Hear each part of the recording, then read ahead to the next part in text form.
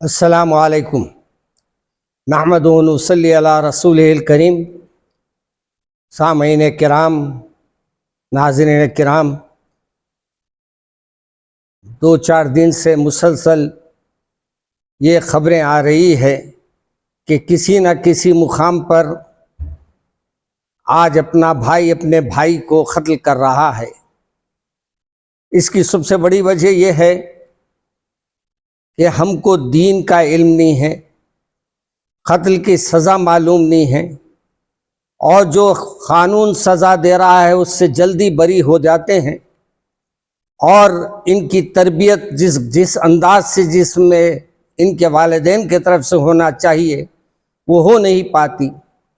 मुझे हैरत हो रही है कि ये एक हफ्ते के अंदर तकरीबन 6 कत्ल हुए हैं। और याद रखिए, कत्ल कोई मामूली जुर्म नहीं है, ना दुनिया के लिहाज से ना अल्लाह के लिहाज से।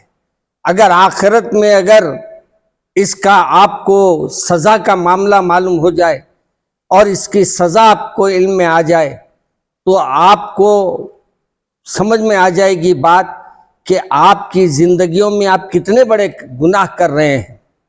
मैं उन लोगों से जो रातों में चबूतरों पर बैठते हैं और उन लोगों से जो अपनी दोस्ती अपने हम उम्र लोगों से नहीं करते, बल्कि दोस्ती के मेयार को हमने आजकल बदल दिया है।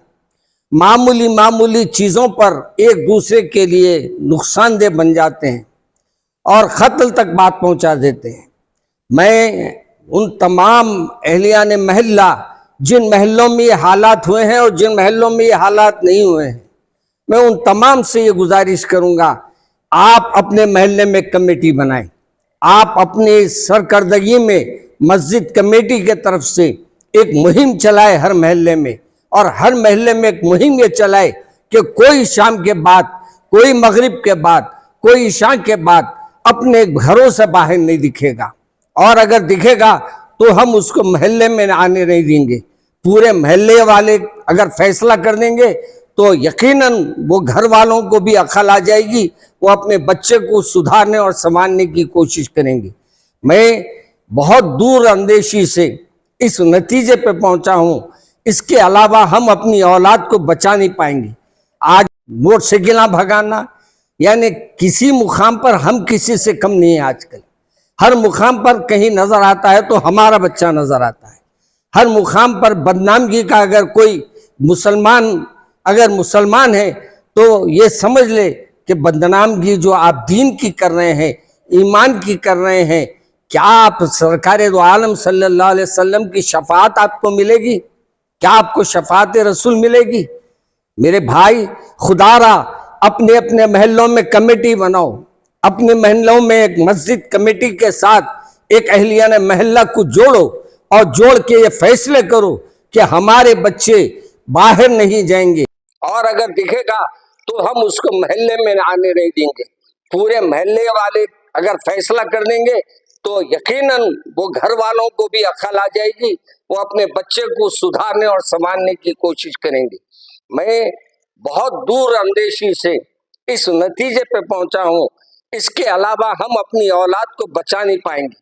आज मोबाइल, आज हमारे आवारागर्दी बच्चों की, मोटरसाइकिल भगाना, यानी किसी मुकाम पर हम किसी से कम नहीं है। आजकल हर मुकाम पर कहीं नजर आता है तो हमारा बच्चा नजर आता है।